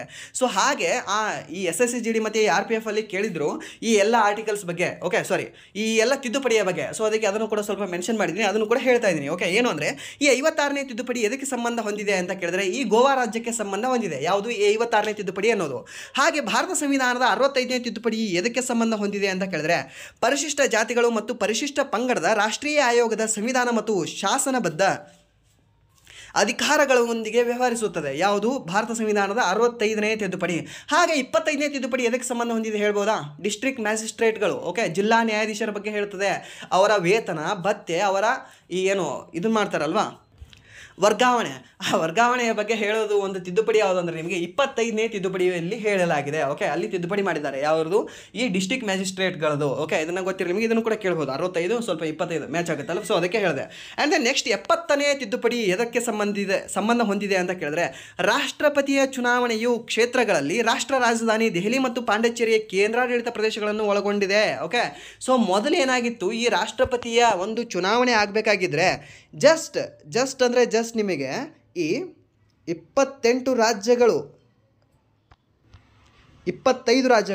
ಸಾರಿ, ಓಕೆ, ಈ 25 ರಾಜ್ಯಗಳು ಏನಿದಾವಲ್ವಾ, ಈ 25 ರಾಜ್ಯಗಳು ಮಾತ್ರ ಓಟ್ ಆಗ್ತಿದ್ದವರು ಎಲ್ಲರಿಗೂ ಕೂಡ. ಈ 25 ರಾಜ್ಯಗಳ ವಿಧಾನಸಭೆಯ ಮೆಂಬರ್ಗಳು ಮಾತ್ರ ಎಲೆಕ್ಟ್ ಆಗಿರ್ತಕ್ಕಂತಹ ನಾಟ್ ನಾಮನಿರ್ದೇಶನ ಆಗಿರ್ತಕ್ಕಂತಹ ಅಲ್ಲ, ಎಲೆಕ್ಟ್ ಆಗಿರ್ತಕ್ಕಂತಹ ವ್ಯಕ್ತಿಗಳು ಮಾತ್ರ ಅಲ್ಲಿ ಹೋಗಿ ಓಟ್ ಹಾಕ್ತಿದ್ರು, ಸರಿನಾ? ಸೊ ಮುಂದೆ ಏನಾಯಿತು, ಈ ಕೇಂದ್ರಾಡಳಿತ ಪ್ರದೇಶ ಏನಿದಾವಲ್ವಾ ಅವಕ್ಕೆ ಯಾವಕ್ಕೂ ಕೂಡ ಈ ಅಧಿಕಾರ ಇರಲಿಲ್ಲ ಓಟ್ ಹಾಕೋದು. ಅಲ್ಲಿ ಕೂಡ ವಿಧಾನಸಭೆ ಇತ್ತು. ಎಲ್ಲಿ? ದೆಹಲಿಯಲ್ಲೂ ಕೂಡ ವಿಧಾನಸಭೆ ಇತ್ತು, ಪಾಂಡಿಚೇರಿಯಲ್ಲೂ ಕೂಡ ವಿಧಾನಸಭೆ ಇತ್ತು. ಬಟ್ ಇವು ಕೇಂದ್ರಾಡಳಿತ ಪ್ರದೇಶ ಆಗಿದ್ದಾವೆ ಅಂತ ಇಲ್ಲಿ ಇವರಿಗೆ ಓಟ್ ಹಾಕೋಕ್ಕೆ ಪರ್ಮಿಷನ್ ಇರಲಿಲ್ಲ. ಮುಂದೆ 70ನೇ ತಿದ್ದುಪಡಿ ಮಾಡಿ ಏನು ಮಾಡ್ತಾರೆ ಅಂದರೆ ದೆಹಲಿಯವ್ರು ನೀವು ಕೂಡ ಓಟ್ ಹಾಕಿ, ಪಾಂಡಿಚೇರಿಯವರು ನೀವು ಕೂಡ ರಾಷ್ಟ್ರಪತಿಯವರಿಗೆ ನೀವು ಓಟ್ ಹಾಕ್ಬೋದು, ನೀವು ಕೂಡ ಅರ್ಹರಿದ್ದೀರಾ ಅಂತ ಹೇಳ್ತಾರೆ, ಸರಿನಾ? ಸೊ ಇಲ್ಲಿ ಯಾರ್ಯಾರು ಓಟ್ ಹಾಕ್ತಾರೆ ಅಂದರೆ ರಾಷ್ಟ್ರಪತಿಯ ಚುನಾವಣೆಯಲ್ಲಿ ಟೋಟಲಿ ಈ ಲೋಕಸಭೆಯ ಎಲ್ಲ ಚುನಾಯಿತ ಸದಸ್ಯರು, ಹಾಗೆ ರಾಜ್ಯಸಭೆಯ ಎಲ್ಲ ಚುನಾಯಿತ ಸದಸ್ಯರು, ಹಾಗೆ ಈ 28 ರಾಜ್ಯಗಳ ಪ್ರಸ್ತುತ 28 ರಾಜ್ಯಗಳ ವಿಧಾನಸಭೆಯ ಚುನಾಯಿತ ಸದಸ್ಯರು, ಹಾಗೆ ಈ 3 ಕೇಂದ್ರಾಡಳಿತ ಪ್ರದೇಶಗಳು ದೆಹಲಿ, ಜಮ್ಮು ಕಾಶ್ಮೀರ ಮತ್ತು ಪಾಂಡಿಚೇರಿ, ಈ 3 ಕೇಂದ್ರಾಡಳಿತ ಪ್ರದೇಶಗಳ ವಿಧಾನಸಭೆಯ ಚುನಾಯಿತ ಸದಸ್ಯರು ಓಟ್ ಹಾಕ್ತಾರೆ. ಓಕೆ, ಯಾರು ಓಟ್ ಹಾಕಲ್ಲ ಅಂತ ನಿಮಗೆ ಕೇಳಬಹುದು.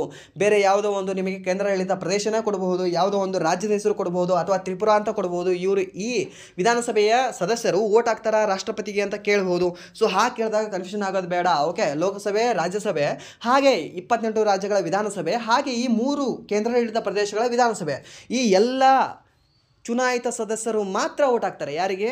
ಈ ರಾಷ್ಟ್ರಪತಿಯವರಿಗೆ. ಉಪರಾಷ್ಟ್ರಪತಿಯವರಿಗೆ ಏನಿಲ್ಲ, ಸಂಸತ್ತು ಓಟ್ ಆಗುತ್ತೆ ಅಂದರೆ ಮುಗೀತು. ಸಂಸತ್ತು ಅಂದರೆ ಯಾರ್ಯಾರು ಬರ್ತಾರೆ? ಒಂದು ಲೋಕಸಭೆ, ಇನ್ನೊಂದು ರಾಜ್ಯಸಭೆ, ಸರಿನಾ? ಸಿಂಪಲ್. ಅವರಿಬ್ಬರು ನಾಮನಿರ್ದೇಶನ ಆಗಿರಲಿ ಅವರು, ಅಥವಾ ಎಲೆಕ್ಷನ್ ಆಗಿ ಅವ್ರು ಗೆದ್ದು ಬಂದಿರಲಿ, ಅವರಿಬ್ಬರು ಕೂಡ ಓಟ್ ಹಾಕ್ಬೋದು. ಎಲ್ಲಿ ಅಂದರೆ ಉಪರಾಷ್ಟ್ರಪತಿಗೆ, ಸರಿನಾ? ಸಿಂಪಲ್ ಆಗಿದೆ, ನೆನ್ಪಿಟ್ಕೊಳ್ಳಿ. ಇದು ಸ್ಪೆಷಲಿ 70ನೇ ತಿದ್ದುಪಡಿ ಇಂಪಾರ್ಟೆಂಟ್ ಇದೆ, ನೆನ್ಪಿಟ್ಕೊಳ್ಳಿ. ಸರ್ ಜಮ್ಮು ಕಾಶ್ಮೀರ ಇದರಲ್ಲಿ ಇನ್ಕ್ಲೂಡ್ ಮಾಡಿಲ್ಲಲ್ಲ ಸರ್ ಅಂತ ನೀವು ಕೇಳ್ಬೋದು. ಸರ್ ಜಮ್ಮು ಕಾಶ್ಮೀರ ಆವಾಗ ರಾಜ್ಯ ಆಗಿತ್ತು. ಓಕೆ, 2019ರಿಂದ ಅದರ ರಾಜ್ಯದ ಸ್ಥಾನಮಾನ ಕಸಿದುಕೊಂಡು ನಾವೇನು ಮಾಡಿದ್ದೀವಿ, ಕೇಂದ್ರಾಡಳಿತ ಪ್ರದೇಶವನ್ನಾಗಿ ಇಟ್ಟಿದ್ದೀವಿ, ಸರಿನಾ? ಬಟ್ ಕೇಂದ್ರಾಡಳಿತ ಪ್ರದೇಶವಾಗಿ ಅದು ಇಡೋಂಗಿಲ್ಲ ಅಂತ ಸುಪ್ರೀಂ ಕೋರ್ಟ್ ಕೂಡ ಆದೇಶ ಮಾಡಿದ್ದಾರೆ ಕೇಂದ್ರ ಸರ್ಕಾರಕ್ಕೆ, ಸರಿನಾ? ಬಟ್ ಅವ್ರು ಇನ್ನೂ ಕೂಡ ಫುಲ್ ಕೇರ್ಲೆಸ್ ಆಗಿದ್ದಾರೆ, ಸೆಂಟ್ರಲ್ ಗೌರ್ಮೆಂಟು. ಇಲ್ಲ ನಾನೇ ಮಾಡ್ತೀನಿ ಅಂತೇಳಿ. ಓಕೆ, ಸೊ ಇದೆಲ್ಲ ಕೂಡ ನಿಮಗೆ ಗೊತ್ತಿರಲಿ, ಕೇಳಬಹುದು. ಇನ್ನೊಂದೇನು ಗೊತ್ತಾ, ನಮ್ಮ ಭಾರತ ಸಂವಿಧಾನದ ಈ ರಚನಾಕಾರರಿದ್ದಾರಲ್ವಾ, ಅವರ ಮನಸ್ಥಿತಿಯು ಕೂಡ ಹೇಗಿತ್ತು ಅಂದರೆ ರಾಜ್ಯಗಳು ಮಾತ್ರ ಇರಲಿ, ಸರಿನಾ? ಜಸ್ಟ್ ನಿಮಗೆ ಸ್ಟೇಟ್ಸ್ಗಳು ಮಾತ್ರ ಇರಲಿ, ರಾಜ್ಯಗಳು ಮಾತ್ರ ಇರಲಿ, ಕೇಂದ್ರಾಡಳಿತ ಪ್ರದೇಶಗಳು ಯೂನಿಯನ್ ಟೆರಿಟರೀಸ್ ಬೇಡ ಅನ್ನೋದು ಅವ್ರದ್ದು ಒಂದು ವಾದವಾಗಿತ್ತು. ಯಾಕೆ ಸರ್ ವಾದವಾಗಿತ್ತು? ಹಾಗೆ ಹೇಳೋಕ್ಕಾಗುತ್ತೆ ಸರ್ ಅಂತ ಕೇಳೋದಾದರೆ ನೀವು ಭಾರತದ 1ನೇ ವಿಧಿ ನೀವು ನೋಡಿರಬಹುದು. ಏನಿದೆ 1ನೇ ವಿಧಿಯಲ್ಲಿ? 1ನೇ ಒಂದು ಆರ್ಟಿಕಲಲ್ಲಿ ಏನಂತ ಹೇಳಿದ್ದಾರೆ? ಭಾರತವು ಒಂದು ರಾಜ್ಯಗಳ ಒಕ್ಕೂಟ ಅಂತ ಹೇಳಿದ್ದಾರೆ. ಓಕೆ, ಭಾರತವು ಒಂದು ರಾಜ್ಯಗಳ ಒಕ್ಕೂಟ ಅಂತ. ಸೊ ಮೆನ್ಷನ್ ಮಾಡಬೇಕಾಗಿತ್ತಲ್ಲ ಅವರು, ಭಾರತವು ಒಂದು ರಾಜ್ಯ ಮತ್ತು ಕೇಂದ್ರಾಡಳಿತ ಪ್ರದೇಶಗಳ ಒಕ್ಕೂಟ ಅಂತ. ಯಾಕೆ ಮೆನ್ಷನ್ ಮಾಡಲಿಲ್ಲ? ಏನು ಅಂದರೆ ಈ ಕೇಂದ್ರಾಡಳಿತ ಪ್ರದೇಶಗಳೇನಿದಾವಲ್ವಾ, ಕೆಲವು ದಿನಗಳ ಕಾಲ ಮಾತ್ರ, ಕೆಲವು ದಿನಗಳ ಅಂದರೆ 1 ವರ್ಷ, 2 ವರ್ಷ, 5 ವರ್ಷ, 8 ವರ್ಷ, ಇಷ್ಟು ವರ್ಷಗಳ ಕಾಲ ಮಾತ್ರ ಅಲ್ಲಿ ಒಂದು ಆಡಳಿತ ಸರಿಯಾಗಿ ಆಗಲಿ, ಅದಾದ ನಂತರ ಒಂದು ರಾಜ್ಯದ ಸ್ಥಾನಮಾನ ಕೊಡೋಣವಾಗ ಅಂತ ಮಾತ್ರ ಅವರು ಇದ್ರು ಅದಕ್ಕೆ. ಓಕೆ, ಸೊ ಕಂಟಿನ್ಯೂ ಆಗಿ ಇವಾಗ ಏನು ಈ ಅಂಡಮಾನ್ ಮತ್ತು ನಿಕೋಬಾರ್ ಇದೆ ಅಲ್ವಾ, ಈ ರೀತಿ ಮತ್ತು ಈ ಲಕ್ಷದ್ವೀಪಕ್ಕೆ ಇವೆರಡು ಕೂಡ ಬಿಡಿ ಸ್ವಲ್ಪ ನಮ್ಮಿಂದ ಡಿಸ್ಕನೆಕ್ಟ್ ಇದ್ದಾವೆ, ಅಲ್ಲಿ ಕೇಂದ್ರಾಡಳಿತ ಪ್ರದೇಶಗಳನ್ನು ಅದರಲ್ಲಿ ಮಾಡಿರೋ ತಪ್ಪಿಲ್ಲ ಅಂತ ಕೂಡ ನಾವು ಹೇಳ್ಬೋದು. ಬಟ್ ಇವಾಗ ಈ ದೆಹಲಿ ತಗೊಳ್ಳಿ, ಅದಾದ ನಂತರ ಈ ನಮ್ಮ ಜಮ್ಮು ಕಾಶ್ಮೀರ ತಗೊಳ್ಳಿ, ಮತ್ತು ಲಡಾಖ್ ತಗೊಳ್ಳಿ, ಅಲ್ಲಿ ಕೂಡ ಸ್ವಲ್ಪ ತೊಂದರೆಗಳಿದ್ದಾವೆ ಅಂತ ಹೇಳಿದ್ರು ಕೂಡ ಈ ಚಂಡೀಗಢಲ್ಲಾದರೂ ಕೂಡ ಅದಕ್ಕೆ ರಾಜ್ಯದ ಸ್ಥಾನಮಾನ ಕೊಡಬೇಕಾಗಿತ್ತು, ಇಲ್ಲಾಂದರೆ ಒಂದು ರಾಜ್ಯದ ಜೊತೆ ಮರ್ಜ್ ಮಾಡಬೇಕಾಗಿತ್ತು ಅದಕ್ಕೆ, ಸರಿನಾ? ಸೊ ಅದಕ್ಕೆ ನಮ್ಮ ಒಂದು ಸಂವಿಧಾನದ ರಚನಾಕಾರರ ಮನಸ್ಥಿತಿ ಏನು ತಿಳಿತದೆ ಅಂದರೆ, ಅವರು ಕೇಂದ್ರಾಡಳಿತ ಪ್ರದೇಶಗಳನ್ನು ಮಾಡೋಕ್ಕೆ ಬಯಸಿರಲಿಲ್ಲ. ಅವರು ಜಸ್ಟ್ ಹೇಳಿರೋದು ಏನು ಅಂದರೆ ರಾಜ್ಯಗಳ ಬಗ್ಗೆ ಮಾತ್ರ ಹೇಳಿದ್ದಾರೆ. ಸರಿನಾ? ಇದು ಗೊತ್ತಿರೋ ನಿಮಗೆ ಕೇಳಬಹುದು. ಆ್ಯಂಡ್ ದೆನ್ ನೆಕ್ಸ್ಟ್ ಪ್ರಶ್ನೆ ಏನಿದೆ ಅಂದರೆ, ರಾಜ್ಯಸಭೆಯನ್ನು ಕೇಂದ್ರದಲ್ಲಿ ಏನೆಂದು ಕರೆಯುತ್ತಾರೆ ಮತ್ತು ರಾಜ್ಯದಲ್ಲಿ ಅದನ್ನು ಏನೆಂದು ಕರೆಯುತ್ತಾರೆ ಅಂತ ಕೇಳಿದ್ದಾರೆ. ಓಕೆ, ಈ ರಾಜ್ಯಸಭೆಯನ್ನು ಕೇಂದ್ರದಲ್ಲಿ ಏನೆಂದು ಕರೆಯುತ್ತಾರೆ ಅಂದರೆ ಮೇಲ್ಮನೆ ಅಂತ ಕರೀತಾರೆ. ಓಕೆ, ರಾಜ್ಯಸಭೆಯನ್ನು ಭಾರತ ಸಂಸತ್ತಿನ ಮೇಲ್ಮನೆ ಎಂದು ಕರೆಯುತ್ತಾರೆ. ಹಾಗೆ ರಾಜ್ಯಸಭೆಯನ್ನು ಸಂಸತ್ತಿನ ಶಾಶ್ವತ ಸದನ ಎಂದು ಕರೆಯುತ್ತಾರೆ. ಈ ರಾಜ್ಯಸಭೆ ಯಾವತ್ತೂ ಕೂಡ ವಿಸರ್ಜನೆ ಆಗುವುದಿಲ್ಲ, ನೆನ್ಪಿಟ್ಕೊಳ್ಳಿ. ಲೋಕಸಭೆ 5 ವರ್ಷಕ್ಕೊಮ್ಮೆ ವಿಸರ್ಜನೆ ಆಗುತ್ತೆ, ಅಥವಾ ಪ್ರಧಾನಮಂತ್ರಿಯ ಸಲಹೆಯ ಮೇರೆಗೆ ರಾಷ್ಟ್ರಪತಿಗಳು ವಿಸರ್ಜನೆ ಮಾಡಬಹುದು. ಬಟ್ ಈ ರಾಜ್ಯಸಭೆಯನ್ನು ಯಾರು ಬೇಕಾದ ಹೇಳ್ರಿ, ಓಕೆ, ಅದು ವಿಸರ್ಜನೆ ಮಾಡೋಕ್ಕೆ ಬರುವುದಿಲ್ಲ. ಓಕೆ, ಪ್ರಧಾನಮಂತ್ರಿ ಹೇಳಿದ್ರು ಆಯಿತು, ನೀವು ಯಾರು ಬೇಕಾದ್ರೆ ಬಿಲ್ಗೇಟ್ಸ್ ಬಂದು ಹೇಳಿದ್ರು ಆಯಿತು. ಓಕೆ, ಅದನ್ನು ವಿಸರ್ಜನೆ ಮಾಡೋಕ್ಕೆ ಸಾಧ್ಯವಿಲ್ಲ ಯಾವುದು ರಾಜ್ಯಸಭೆಯನ್ನು. ಹಾಗೆ ಮೇಲ್ಮನೆ ಮತ್ತು ಕೆಳಮನೆ, ಈ ಮೇಲ್ಮನೆ ಯಾವುದು ಸೆಂಟ್ರಲ್ ಗೌರ್ಮೆಂಟಲ್ಲಿ, ಇವಾಗ ನಮ್ಮ ಈ ಕೇಂದ್ರ ಸರ್ಕಾರ ಇದೆಯಲ್ವಾ, ಕೇಂದ್ರ ಸರ್ಕಾರದಲ್ಲಿ ಮೇಲ್ಮನೆ ಯಾವುದು, ಕೆಳಮನೆ ಯಾವುದು? ಮೇಲ್ಮನೆ ನಿಮಗೆ ಈ ರಾಜ್ಯಸಭೆ, ಸರಿನಾ? ಕೆಳಮನೆ ಯಾವುದು? ಲೋಕಸಭೆ. ಹಾಗೆ ನಮ್ಮ ರಾಜ್ಯದಲ್ಲಿ ಮೇಲ್ಮನೆ ಯಾವುದು? ವಿಧಾನ ಪರಿಷತ್ತು ಮೇಲ್ಮನೆಯಾಗಿದೆ. ಹಾಗೆ ಈ ವಿಧಾನಸಭೆ ಏನಿದೆ ಅಲ್ವಾ, ಈ ವಿಧಾನಸಭೆ ಅನ್ನೋದು ಕೆಳಮನೆಯಾಗಿದೆ, ಸರಿನಾ? ಬಟ್ ಏನು ಒಂದು ದುರಾದೃಷ್ಟ ಏನು ಅಂದರೆ, ಕೆಳಮನೆ ಇದ್ದವರೇ ಫುಲ್ ಹಾರಾಡ್ತಿರ್ತಾರೆ, ಸರಿನಾ? ಮೇಲ್ಮನೆ ಇದ್ದವರು ಅವರು ಆಟಕ್ಕುಂಟು ಲೆಕ್ಕಕ್ಕಿಲ್ಲ ಅನ್ನೋ ರೀತಿ ಸುಮ್ಮನೆ ಇದ್ಬಿಟ್ಟಿರ್ತಾರೆ. ಯಾಕಂದರೆ ಇವ್ರ ಹತ್ರ ಪವರ್ ಇಲ್ಲ, ಹಣಕಾಸಿನ ಪವರ್ ಇಲ್ಲ. ಓಕೆ, ಹಣಕಾಸಿನ ಪವರ್ ಇಲ್ಲ ಎಲ್ಲಿ? ಈ ರಾಜ್ಯಸಭೆ ಮತ್ತು ಈ ವಿಧಾನ ಪರಿಷತ್ತಲ್ಲಿ ಹಣಕಾಸಿನ ಪವರ್ ಇಲ್ಲ, ಸರಿನಾ? ಇದು ಗೊತ್ತಿರಲಿ ನಿಮಗೆ. ಅದು ಇರೋದೆಲ್ಲಿ ಅಂದರೆ ಲೋಕಸಭೆ ಮತ್ತು ಈ ವಿಧಾನಸಭೆಯಲ್ಲಿ ಆ ಹಣಕಾಸಿನ ಪವರ್ ಇದೆ ಇವೆರಡಕ್ಕೂ ಕೂಡ, ಅದಕ್ಕೆ ಯಾಕೆ ಹಾರಾಡ್ತವೆ, ಸರಿನಾ? ಸೊ ದುಡ್ಡಿದ್ದವ್ರು ಯಾಕೆ ಹಾರಾಡ್ತಾರೆ ಅಂದರೆ ಹಿಂಗೆ. ಜಸ್ಟ್ ಒಂದು ಬೆಸ್ಟ್ ಎಕ್ಸಾಂಪಲ್ ಯಾವುದು? ಲೋಕಸಭೆ ಮತ್ತು ವಿಧಾನಸಭೆ. ಕೆಳಮನೆ ಆಗಿದ್ರೂ ಕೂಡ ಹಾರಾಡ್ತಿಲ್ವಾ? ಸೊ ಹಾಗೆ, ಸರಿನಾ? ಹಾಗೆ 169ನೇ ವಿಧಿಯು ರಾಜ್ಯಗಳಲ್ಲಿ ಲೆಜಿಸ್ಲೇಟಿವ್ ಕೌನ್ಸಿಲನ್ನು ರಚಿಸುವ ಮತ್ತು ಅದನ್ನು ರದ್ದುಗೊಳಿಸುವ ಅವಕಾಶವನ್ನು ನೀಡಿದೆ. ಯಾವುದು? 169ನೇ ವಿಧಿ. ನಿಮ್ಮ VAO ಎಕ್ಸಾಮಲ್ಲಿ ಕೇಳಿರ್ತಕ್ಕಂಥ ಒಂದು ಪ್ರಶ್ನೆ ಇದು, 169ನೇ ವಿಧಿಯ ಬಗ್ಗೆ, ಸರಿನಾ? VAO ಎಕ್ಸಾಮಲ್ಲಿ ಅಥವಾ ಈ BMTC ಎಕ್ಸಾಮಲ್ಲಿ ಕೇಳಿದ್ದ ಅನಿಸುತ್ತೆ. ಓಕೆ, ಎರಡು ಕೂಡ ಸೇಮ್ ಎಕ್ಸಾಮ್ ಸಿಲೆಬಸ್ ಇತ್ತು ಅದಕ್ಕೆ. ಸೊ ಅದಕ್ಕೆ ಎರಡು ಕೂಡ ಹೇಳಿದ್ರು ನಿಮಗೆ ನಡೀತದೆ. ಓಕೆ, ಈ 169ನೇ ವಿಧಿ ಏನಿದೆ ಅಲ್ವಾ, ಇದನ್ನು ಕೇಳಿದ ಈ ರಾಜ್ಯದಲ್ಲಿ ಈ ಲೆಜಿಸ್ಲೇಟಿವ್ ಕೌನ್ಸಿಲ್ ಅಥವಾ ವಿಧಾನ ಪರಿಷತ್ತನ್ನು ರಚನೆ ಮಾಡುವ ಅಥವಾ ಅದನ್ನು ರದ್ದುಪಡಿಸುವ ಅಧಿಕಾರ ಇದೆ. ಎಷ್ಟರಲ್ಲಿ? 169ನೇ ವಿಧಿಯಲ್ಲಿ. ಸರಿಯಾಗಿ ಗೊತ್ತಿರಲಿ ನಿಮ್ಗೆ ಕೇಳಬಹುದು. ಇದು ಹೇಗೆ? ಸರಳ ಬಹುಮತ ಅಥವಾ ವಿಶೇಷ ಬಹುಮತ ಅಥವಾ ವಿಶೇಷ ಬಹುಮತದ ಜೊತೆಗೆ ಎಲ್ಲ ರಾಜ್ಯಗಳ ಒಪ್ಪಿಗೆ ಅಂತ ಕೇಳಿದ್ರೆ ಜಸ್ಟ್ ಸರಳ ಬಹುಮತ ಆದರೆ ಸಾಕು, ಸರಿನಾ? ಸಿಂಪಲ್. ಎಷ್ಟು ರಾಜ್ಯಗಳಲ್ಲಿ ಪ್ರಸ್ತುತ ವಿಧಾನ ಪರಿಷತ್ಗಳು ಹೊಂದಿದ್ದಾವೆ ಅಂತ ಕೇಳಿದ್ರೆ ಎಷ್ಟು ರಾಜ್ಯಗಳು ಹೊಂದಿದ್ದಾವೆ? ಟೋಟಲಿ 6. ಯಾವುದು? ನಮ್ಮ ರಾಜ್ಯ ಕರ್ನಾಟಕ, ನಮ್ಮ ಬಾಯಿ ಯಾರು? ಮಹಾರಾಷ್ಟ್ರ, ಸರಿನಾ? ಅದಾದ ನಂತರ ಇಲ್ಲಿ ಆಂಧ್ರ ಪ್ರದೇಶದ ತಮ್ಮ ಯಾರು? ತೆಲಂಗಾಣ. ಆಯಿತು, ಅಲ್ಲಿ ಮೇಲ್ಗಡೆ ಹೋದರೆ ಉತ್ತರ ಪ್ರದೇಶದ ಬಡಾಬಾಯಿ ಯಾರು? ನಮ್ಮ ಬಿಹಾರ. ಓಕೆ, ಸೊ ಈ 6 ರಾಜ್ಯಗಳು ವಿಧಾನ ಪರಿಷತ್ತನ್ನು ಹೊಂದಿದ್ದಾವೆ, ಸರಿನಾ? ಈ 6 ರಾಜ್ಯಗಳು ವಿಧಾನ ಪರಿಷತ್ತನ್ನು ಹೊಂದಿದ್ದಾವೆ, ನೆನ್ಪಿಟ್ಕೊಳ್ಳಿ. ಯಾವುದಲ್ಲ ಅಂತ ನಿಮಗೆ ಕೇಳ್ಬೋದು.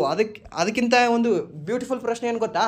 ಸೊ ಈ ಕೆಳಗಿನ ಯಾವ ಒಂದು ರಾಜ್ಯ ವಿಧಾನ ಪರಿಷತ್ತನ್ನು ಹೊಂದೇ ಇರಲಿಲ್ಲ ಅಂತ ನಿಮಗೆ ಕೇಳ್ಬೋದು. ಆಪ್ಷನ್ ಕೊಡಲ ಇವಾಗ ನಿಮಗೆ? ಹೇಳಿ ಇವಾಗ. ಓಕೆ, ನಾನು ಕೇಳ್ತಾ ಇರೋ ಪ್ರಶ್ನೆನ ಕ್ಲಾರಿಟಿಯಿಂದ ಕರೆಕ್ಟಾಗಿ ಕೇಳಿಸ್ಕೊಳ್ಳಿ. ಈ ಕೆಳಗಿನ ಯಾವ ಒಂದು ರಾಜ್ಯ ವಿಧಾನ ಪರಿಷತ್ತನ್ನು ಹೊಂದೇ ಇರಲಿಲ್ಲ, ಸರಿನಾ? ಕ್ಲಾರಿಟಿ ಇದೆಯಾ ಕ್ವಶನ್ನು? ಓಕೆ, ಸೊ ಇವಾಗ ಆಪ್ಷನ್ ಏನು? Option A Karnataka, option B Jammu Kashmir, option C Manipur, option D Uttar Pradesh. ಹೇಳಬಹುದಾ? ಹೇಳಿ ನೋಡೋಣ, ಯಾವುದಾಗುತ್ತೆ ಸರ್? ಜಮ್ಮು ಕಾಶ್ಮೀರ, ಮಣಿಪುರ ಎರಡೂ ಆಗುತ್ತೆ ಸರ್.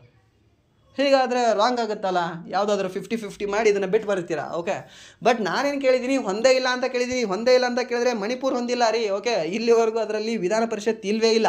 ಜಮ್ಮು ಕಾಶ್ಮೀರದಲ್ಲಿ ಇತ್ತು, ವಿಧಾನ ಪರಿಷತ್ ಇತ್ತು ಮೊದಲು, ಬಟ್ ಇವಾಗ ರದ್ದಾಗಿದೆ ಅಷ್ಟೇ, ಸರಿನಾ.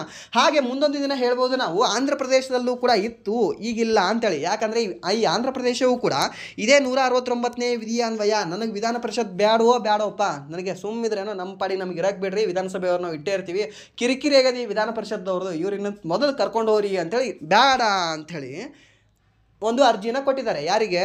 ಈ ನಮ್ಮ ಸಂಸತ್ತಿಗೆ. ಓಕೆ, ಸಂಸತ್ತಿಗೆ ಕೊಟ್ಟಿದ್ದಾರೆ. ಆಲ್ರೆಡಿ 1 ಇಯರ್ ಆಗ್ಲಿಕ್ಕೆ ಬಂತದು, ಬಟ್ ಇನ್ನೂ ಕೂಡ ಸಂಸತ್ತು ಅದರ ಮೇಲೆ ಕೇರೆ ಮಾಡ್ತಾ ಇಲ್ಲ. ಓಕೆ, ಅದರ ಮೇಲೆ ಗಮನನೇ ಹರಿಸ್ತಾ ಇಲ್ಲ.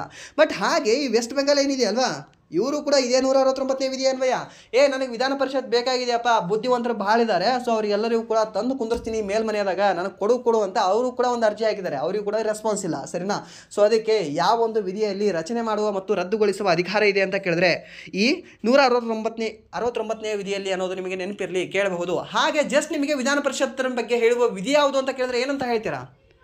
ಏನಿಲ್ಲ, 171ನೇ ವಿಧಿ ಅಂತ ಹೇಳಬೇಕಷ್ಟೇ, ಸಿಂಪಲ್.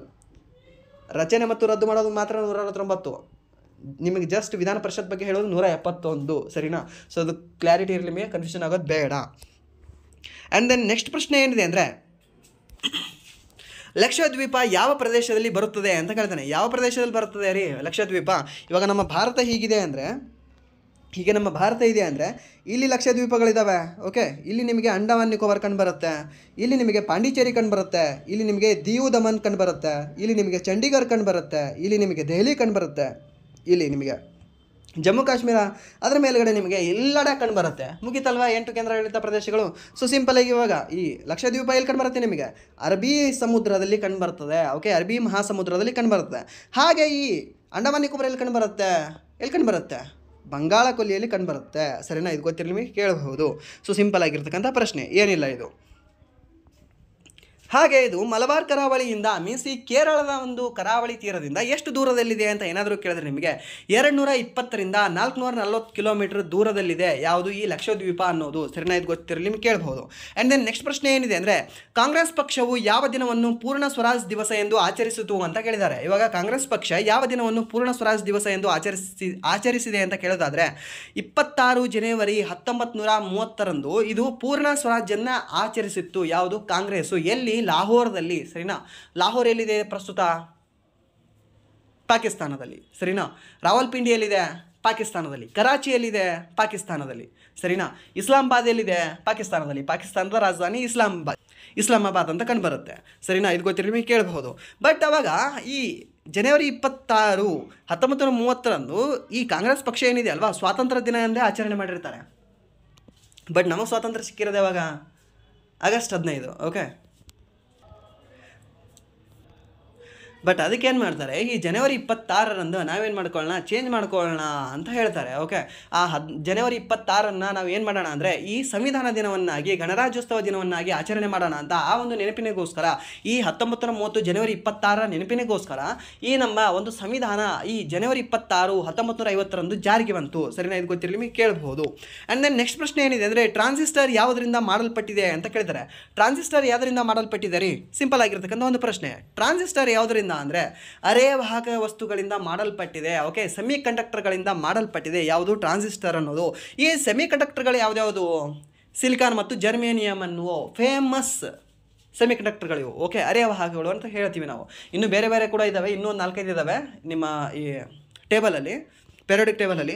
ಬಟ್ ನಾವು ಜಾಸ್ತಿ ಓದೋದೇ ಯಾವುದ್ರ ಬಗ್ಗೆ ಅಂದರೆ ಈ ಸಿಲಿಕಾನ್ ಮತ್ತು ಜರ್ಮೇನಿಯಂ ಬಗ್ಗೆ. ಯಾಕಂದರೆ ಸಿಲಿಕಾನ್ ಜಾಸ್ತಿ ಯೂಸ್ ಇದೆ. ಇವಾಗ ನಮ್ಮ ಮೊಬೈಲು ಇದರಲ್ಲೂ ಕೂಡ ಸಿಲಿಕಾನೇ ಫುಲ್ ಇದೆ. ಓಕೆ, ಮ್ಯಾಕ್ಸಿಮಮ್ ಏನಿದೆ ಅಂದರೆ ಸಿಲಿಕಾನೇ ಇದೆ ಇದರಲ್ಲಿ, ಸರಿನಾ.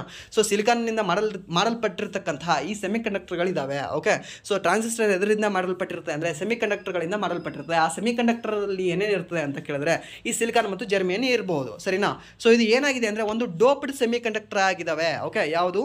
ಈ ಸಿಲಿಕಾನ್ ಮತ್ತು ಜರ್ಮೇನಿಯಂ ಅನ್ನೋದು. ಓಕೆ, ಆ್ಯಂಡ್ ದೆನ್ ನೆಕ್ಸ್ಟ್ ಪ್ರಶ್ನೆ ಏನಿದೆ ಅಂದರೆ, ಈ ಕೆಳಗಿನ ಯಾವ ದೇಶಗಳಲ್ಲಿ ಸಾರ್ವಜನಿಕ ಹಿತಾಸಕ್ತಿ ದಾವೆ PIL ಪರಿಕಲ್ಪನೆಯನ್ನು ಯಾವ ದೇಶದ ಸಂವಿಧಾನದಿಂದ ತೆಗೆದುಕೊಳ್ಳಲಾಗಿದೆ ಅಂತ ಕೇಳಿದ್ದಾನೆ. ಇವಾಗ ಪಬ್ಲಿಕ್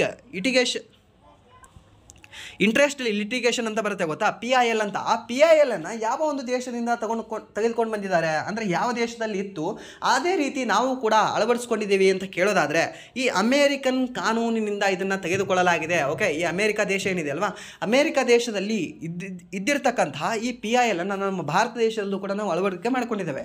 ಯಾರು ತಂದಿದ್ದಾರೆ ಇದನ್ನು? PN ಭಗವತಿ ಅನ್ನೋರು ಫಸ್ಟ್ ಟೈಮ್ ಇದನ್ನು ಇಂಪ್ಲಿಮೆಂಟ್ ಮಾಡ್ತಾರೆ, ಅವರೇ ಇದನ್ನು ತಂದಿರ್ತಾರೆ ನಮ್ಮ ಭಾರತ ದೇಶಕ್ಕೆ. ಸರಿನಾ? ಇದು ಸಿಂಪಲ್ ಆಗಿರ್ತಕ್ಕಂಥ ಒಂದು ಪ್ರಶ್ನೆ ಇದು. ಆ್ಯಂಡ್ ದೆನ್ ನೆಕ್ಸ್ಟ್ ಪ್ರಶ್ನೆ ಏನಿದೆ ಅಂದರೆ ಭಾರತದ ಯಾವ ನದಿಯು ಬಿರುಕು ಕಣಿವೆಯ ಮೂಲಕ ಹರಿಯುತ್ತದೆ ಅಂತ ಕೇಳಿದ್ದಾರೆ. ಸರಿನಾ? ಬಿರುಕು ಕಣಿವೆಯ ಮೂಲಕ ಹರಿಯತಕ್ಕಂಥ ಒಂದು ನದಿ ಯಾವುದ್ರಿ? ಯಾವುದು? ನರ್ಮದಾ ಮತ್ತು ತಾಪಿ ನದಿಗಳು. ಓಕೆ, ಇವೆರಡೂ ಕೂಡ ನಿಮಗೆ ಈ ಬಿರುಕು ಕಣಿವೆಗಳ ಮೂಲಕ ಹರಿಯುತ್ತವೆ. ಸರಿನಾ? ಇದು ಗೊತ್ತಿರೋ ನಿಮಗೆ ಕೇಳಬಹುದು. ಆ್ಯಂಡ್ ದೆನ್ ನೆಕ್ಸ್ಟ್ ಪ್ರಶ್ನೆ ಏನಿದೆ ಅಂದರೆ ಭಾರತದ ಅತಿ ದೊಡ್ಡ ಆವೃತ ಸರೋವರ ಯಾವುದು ಅಂತ ಕೇಳಿದ್ದಾನೆ. ಯಾವುದೊಂದು ಭಾರತದ ಅತಿ ದೊಡ್ಡ ಆವೃತ ಸರೋವರವಾಗಿದೆ?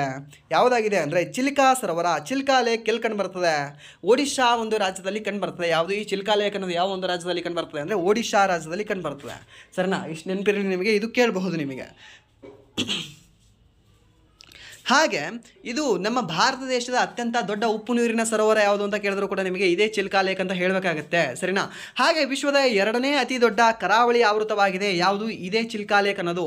ಹಾಗೆ ಬಂಗಾಳ ಕೊಲ್ಲಿಗೆ ಹರಿಯುವ ದಯಾ ನದಿಯ ಮುಖಭಾಗದಲ್ಲಿದೆ. ಈ ಚಿಲ್ಕಾ ಲೇಕ್ ನಿಯರ್ ಬೈ ಯಾವ ಒಂದು ನದಿಯಿಂದ ಇದೆ ಅಂತ ಕೇಳಿದ್ರೆ ಈ ದಯಾ ನದಿ ಅನ್ನೋದು ಒಂದು ಕಂಡು ಬರ್ತದೆ ಇದರಲ್ಲೇ. ಸರಿನಾ? ಹಾಗೆ ಪುಲಿಕಾಟ್ ಲಗೂನ್ ಭಾರತದಲ್ಲಿ 2ನೇ ಅತಿ ದೊಡ್ಡ ಉಪ್ಪು ನೀರಿನ ಆವೃತ ಸರೋವರವಾಗಿದೆ. ಯಾವುದು? ಈ ಪುಲಿಕಾಟ್ ಲಗೂನ್ ಅನ್ನೋದು ಸರೋವರ ಉಪ್ಪು ನೀರಿನ 2ನೇ ಅತಿ ದೊಡ್ಡ ಸರೋವರವಾಗಿದೆ.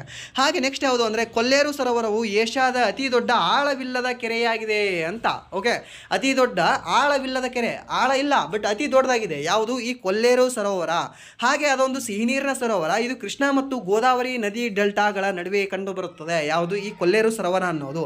ಹಾಗೆ ಕಲಿವೆಲಿ ಸರೋವರ ಎಲ್ಲಿ ಕಂಡು ಬರ್ತದೆ? ಈ ಕಲಿವೆಲಿ ಸರೋವರ ಅನ್ನೋದು ತಮಿಳುನಾಡು ರಾಜ್ಯದಲ್ಲಿ ನೆಲೆಗೊಂಡಿರತಕ್ಕಂತಹ ಕಾಲೋಚಿತ ಆರ್ದ್ರ ಭೂಮಿಯಾಗಿದೆ. ಯಾವುದು? ಈ ಕಲಿವೆಲಿ ಸರೋವರ ಅನ್ನೋದು.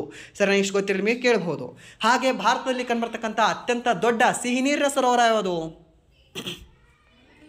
ದಾಲ್ ಸರೋವರ. ಸರಿನಾ? ಈ ಉಲಾರ್ ಸರೋವರ. ಉಲಾರ್ ಸರೋವರ ಎಲ್ಲಿ ಕಂಡುಬರುತ್ತೆ ಅಂದರೆ ಈ ಜಮ್ಮು ಕಾಶ್ಮೀರದಲ್ಲಿ ಕಂಡುಬರುತ್ತೆ. ಹಾಗೆ ಹೆಪ್ಪು ಕಟ್ಟುವ ಸರೋವರ ಯಾವುದು? ದಾಲ್ ಸರೋವರ ಅಂತ ಕಂಡುಬರುತ್ತೆ. ಇದು ಕೂಡ ನಿಮಗೆ ಜಮ್ಮು ಕಾಶ್ಮೀರದಲ್ಲೇ ಕಂಡುಬರುತ್ತೆ.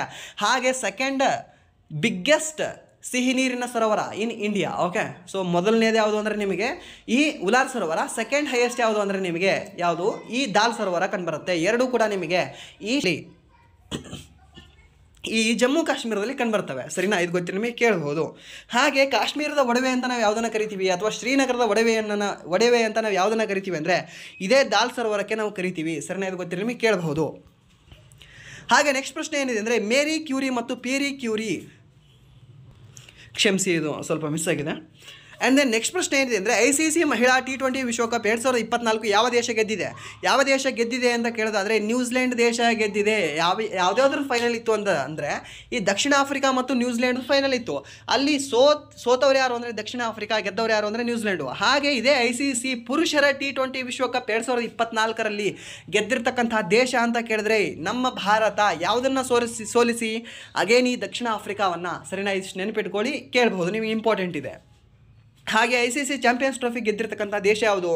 ನಮ್ಮ ದೇಶ ಭಾರತ. ನಮ್ಮ ಹೆಮ್ಮೆಯ ಭಾರತ ದೇಶವೇ ಗೆದ್ದಿದೆ. ಸರಿನಾ? ಅದು ಕೂಡ ನಿಮ್ಗೆ ಗೊತ್ತಿರ್ಬೋದು, ಕೇಳಬಹುದು. ಸೊ ಇಷ್ಟು ಹೇಳ್ತಾ ಇಲ್ಲಿವರೆಗೆ ಕ್ಲಾಸ್ ಕೇಳಿರ್ತಕ್ಕಂತಹ ಪ್ರತಿಯೊಬ್ಬರಿಗೂ ಕೂಡ ಧನ್ಯವಾದಗಳು ಅಂತ ಹೇಳ್ತಾ ಇಲ್ಲಿವರೆಗೂ ಕ್ಲಾಸ್ ಇಷ್ಟ ಆಗಿದ್ರೆ ವಿಡಿಯೋನ ಲೈಕ್ ಮಾಡಿ, ಸಬ್ಸ್ಕ್ರೈಬ್ ಮಾಡಿ. ಇಫ್ ನಿಮಗೆ ವಿಡಿಯೋ ಇಷ್ಟ ಆಗಲಿಲ್ಲ ಅಂದರೆ ಆಬ್ವಿಯಸ್ಲಿ ಡಿಸ್ಲೈಕ್ ಮಾಡಿ ಅಂತ ಹೇಳ್ತಾ ವಿಡಿಯೋ ಇಲ್ಲಿಗೆ ಎಂಡ್ ಮಾಡ್ತಾ ಇದ್ದೀನಿ. Once again thank you so much.